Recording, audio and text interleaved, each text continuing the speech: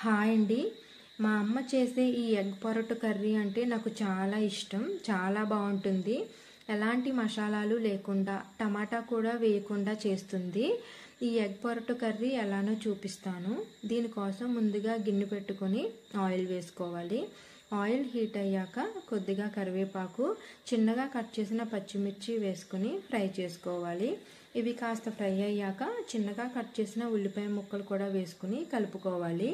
ఉల్లిపాయ ముక్కలు కాస్త మగ్గటానికి కొద్దిగా సాల్ట్ వేసుకుని మూత పెట్టి ఒక 2 నిమిషాల పాటు ఉడికించుకోవాలి. మూత తీసి ఈ ఉల్లిపాయ ముక్కలను మంచిగా కలుపుకొని కొద్దిగా పసుపు అలాగే కారం వేసుకుని కలుపుకోవాలి. ఈ ఉల్లిపాయ ముక్కల నుంచి ఆయిల్ సెపరేట్ అయ్యే వరకు ఫ్రై చేసుకుంటే సరిపోతుంది.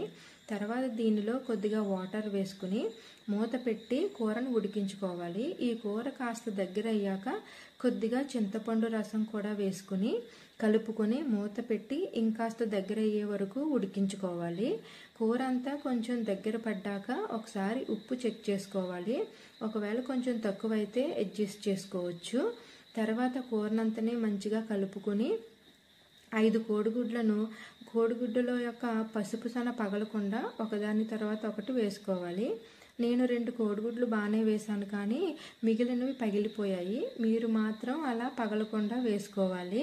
తర్వాత వేసుకున్న వెంటనే కలపకుండా మూత పెట్టి ఒక 2 నిమిషాల పాటు వదిలేయాలి.